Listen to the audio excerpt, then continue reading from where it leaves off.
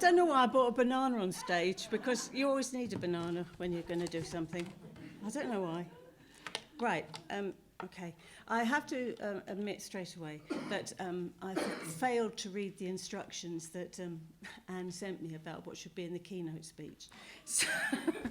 So I think that I'm hoping that I've followed some of the rules inadvertently. So thank you very much for inviting me. Fantastic, you two. I hope I can be brilliant as well. I'm going to title this keynote, Creativity Saved Me. And I'm going to begin by contextualizing myself first.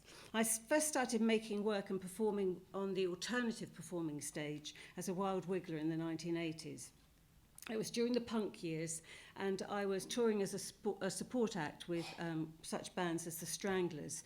And eventually I ended up going into the contemporary dance world, so from the sublime to the ridiculous, really, Wembley Arena of 10,000 seaters to these strange little black box theatre spaces. I've been in those black box theatre spaces in the dark mainly for the past 40 years. And when I turned 60, I thought I'd made my last solo, and I thought I would probably hang up my dancing shoes. But I was so wrong. I mean, I don't know what I was thinking, but I thought I was probably too old to continue. How daft was I? People were gagging for my work. I mean, literally gagging. And so I rearranged my thinking, and since then it's been non-stop and go, go, go. So, until the pandemic, that is, of course. So for the benefit of this event, what I was kind of curious about this. I totted up some statistics to share with you. And between 2013, when I turned 60, and 2019, that's over a 6-year period, I performed 105 shows in 14 countries across the globe, including China and Uruguay. And believe you me, slap and tickle doesn't translate into Chinese or Spanish in Uruguay. I made a new solo, and I had 8 commissions for various other companies. And I was led to believe after that that kind of body of work far exceeded many my younger contemporaries. So that made me feel really good. Then we came into the pandemic years. In 2019, I was in Hobart, Tasmania. I was asked to choreograph a new show for a very interesting company called MADE. That's Mature Artist Dance Experience. And so fittingly and hilariously, I titled it Made to Last. Then I went to Tasmania, or from Tasmania, I went on holiday to Phuket. And of course, the pandemic struck, and I got trapped in Phuket until September 2020. By then, when I finally got back to the UK, theatre had really changed. I'd lost all my international touring. I'd lost my momentum. More than anything else, I'd lost momentum. I was 66, and my brain and my body had become attuned over the past 40 years to pre-performance stress, performance adrenaline, and post-show come down, plus all the related physical demands of keeping my body on point. I'm 70 now, so I really felt that in my body. I was also in a very exciting creative flow at the time as well. I was making a new solo work, which I had ironically or tragically called Crone Alone.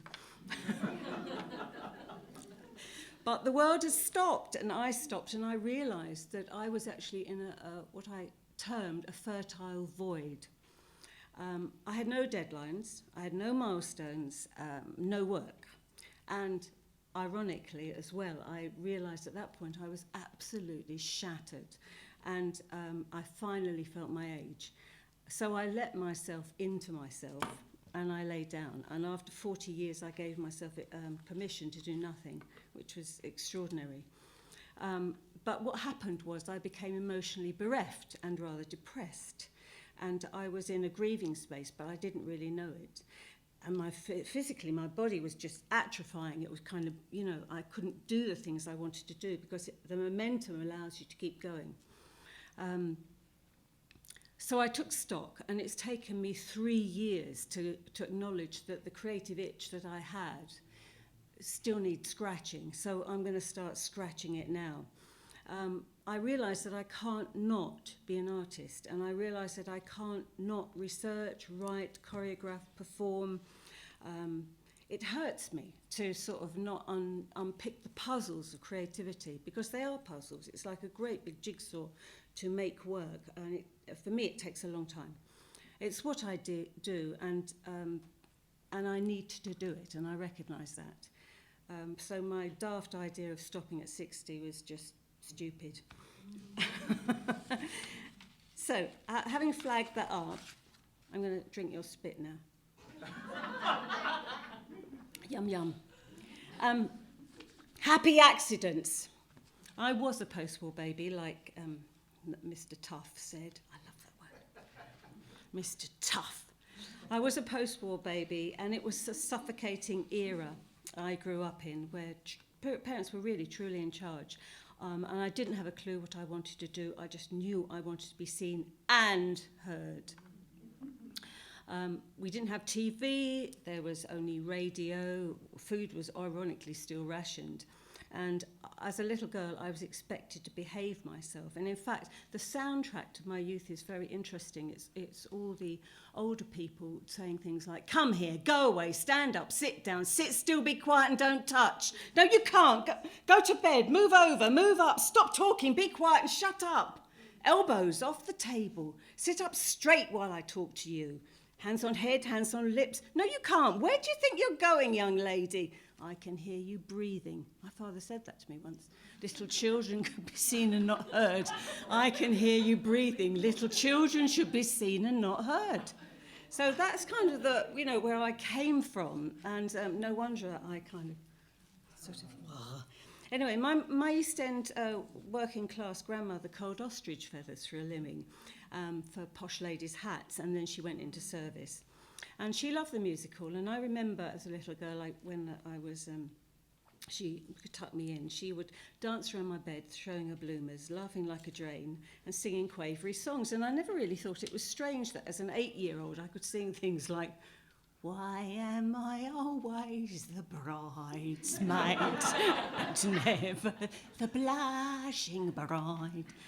Anyway, I left home after A-levels as soon as possible, and as you heard, I was gasping for air when I cantered towards the horizon. And I went to study English at Teacher Training College because I had no understanding of anything else.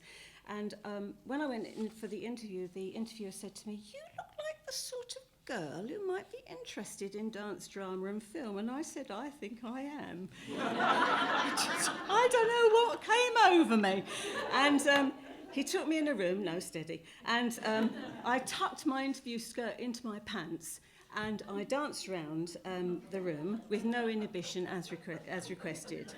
And I realised that I had unintentionally entered the wonderful world of European dance under the aegis of Rudolf von Laben's modern educational dance. And this was a phenomenally happy accident for me. Age is but a number.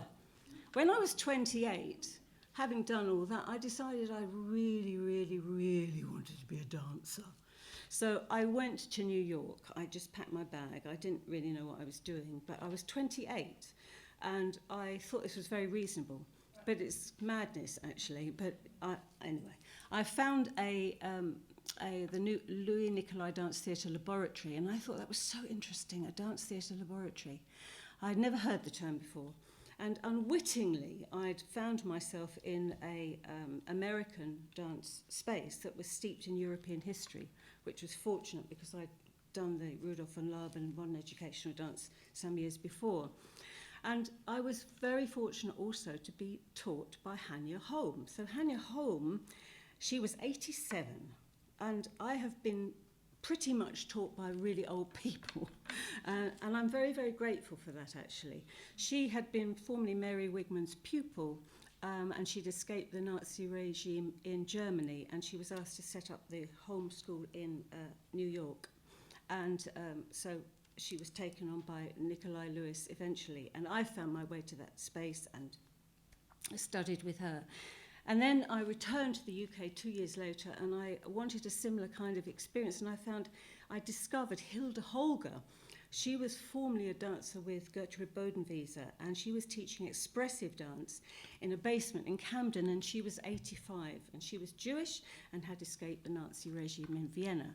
So my kind of background was so extraordinary. These happy accidents and these, meetings with these really interesting people who provoked my interest in expressionist, expressive and grotesque dance. And plus my grandmother, with her absolute love of eccentric music hall dancers, completely allowed me to find my freedom within contemporary, I like to say it like this, contemporary dance. Anyway, all these people who taught me, they defied the expectations of class, gender and age. And even now, as they act as my mentors and invisible chums from beyond the grave. And it's all these individual personal and archival histories when placed alongside my personal history and contemporary feminist politics that compels me to create a context in which to make my particular and rather peculiar dance performances. They were all cultural carriers, and I in turn carry their culture. I in turn defy my age, class and gender. All right. So far, not going too fast. No. I'm all right for time. All right. My non-normative female body. Despite the spread of contact improvisation smearing itself across the UK in the 1980s, a dance form, sorry about that, which reassessed the politics of dance, there was still a cultural desire for female dancers to be conventionally attractive, youthful and slim. In 1986, I made my debut in London. I was 33 and already apparently past my sell-by date. I didn't conform to stereotypical female dance language or indeed a stereotypical female dance body. My performance was and still is feminist, grotesque and redresses female beauty. I was and still am mature and fleshy. I have and had, still have, broad shoulders, a sharp face and fulsome breasts.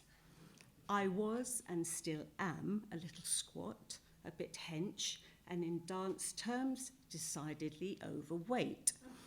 I was and still am defiantly and definitely in the mature category. Ironically or tragically, I had no preconceptions about the type of female body that should or should not enter the dance world, and I had no idea that I even had a non-normative body. See, dance is a practice that often refuses admission to this unboundaried body, but why not the aging body? The fleshy body, the sweaty, swearing body? Why not a nod towards seduction, sex, and sexuality? As an artist, I choose to meet the gaze of others with active provocation. I'm not the object of a desiring gaze. Quite the contrary, audiences are often rather alarmed when they see me perform, run for the exit. What's she doing? I am the subject and author of invention, and from a feminist perspective, I represent politics in the flesh. I want the audience to experience a mature solo woman engaged in a feminist soup of collage and cut-ups. I want the audience to revise their attitudes on female mature visibility, to hold a mirror up to the invidious nonsense, name-calling and restrictions perpetrated to limit female expectations and aspirations. My performance world is not neutral, it is populist, funny and vulgar. And here I quote from Exeunt magazine, Liz Aggiss is a thrillingly emancipating fuck you.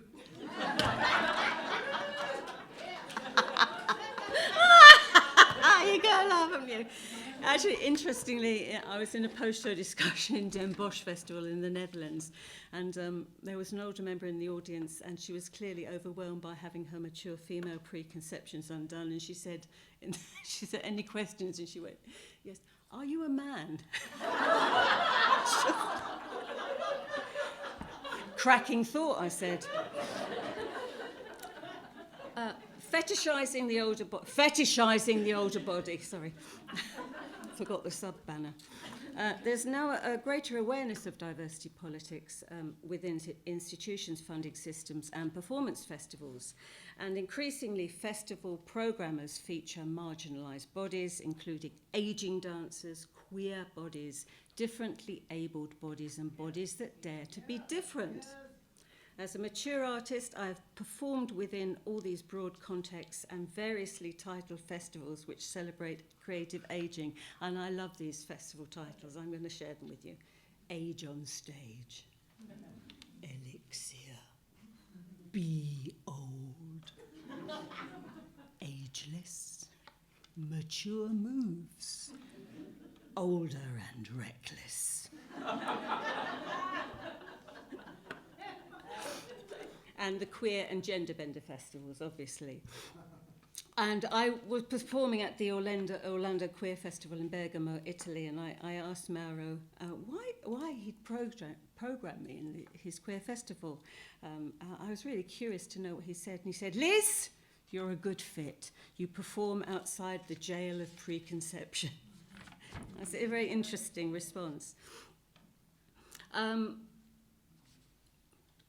So when performing for broad audiences within standard festival framework, interestingly enough, my age is never really part of the debate. I'm not invited because of my age. I am invited because of my age to the Be Old and Elixir, but not to the other ones.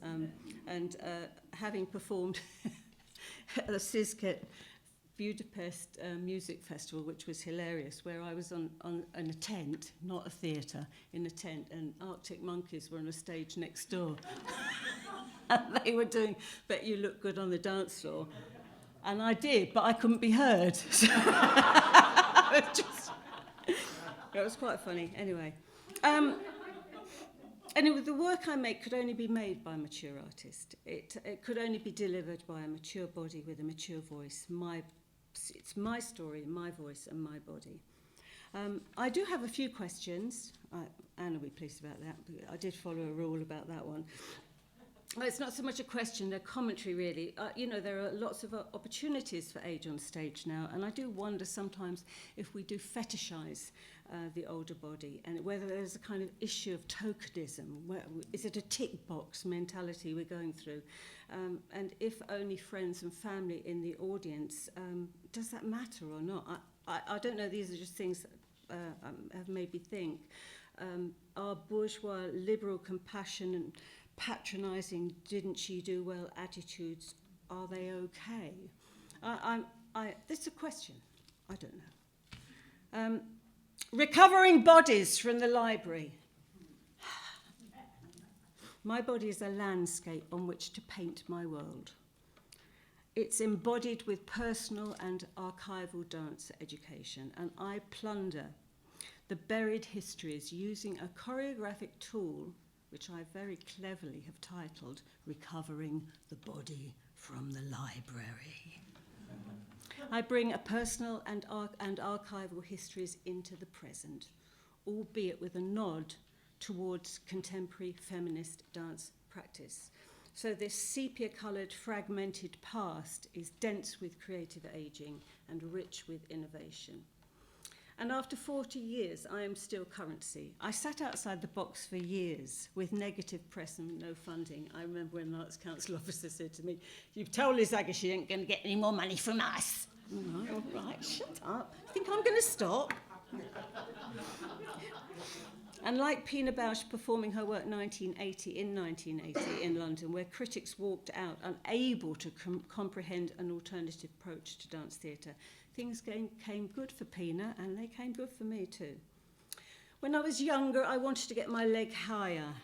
Now I'm older, I want to get my research deeper. This non-normative body is a nationally and internationally recognised institution. Yeah, I know. Get me. And it claims its space as a forerunner for British feminist dance practice. I encourage others to hold firm and fast and not to accept the unacceptable. as a mature woman, invisibility is a common scenario. As a mature woman dancer, I always harken back to my childhood and defiantly hold my place to be seen and heard. One final thought here. I joined an over 55 contemporary improvisation class in Brighton. That's where I'm from. And because I recognise, even as a seasoned artist, I need to flex my creative muscle. It's really important.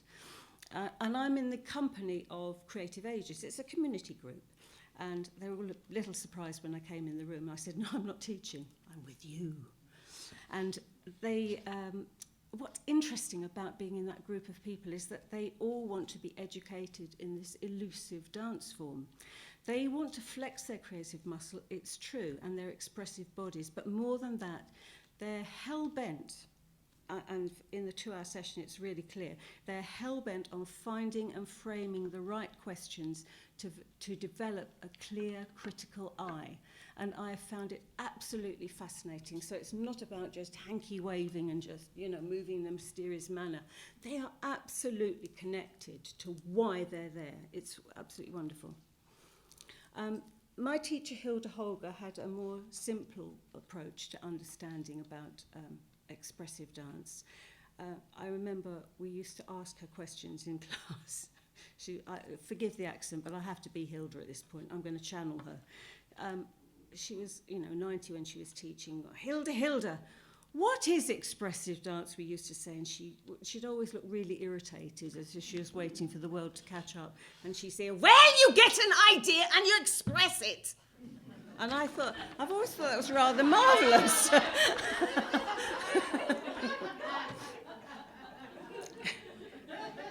Anyway, here's banana. My final point is just that when I was 60, I thought it was time to stop, and now I'm 70, I think it would be rude to stop. Thank you.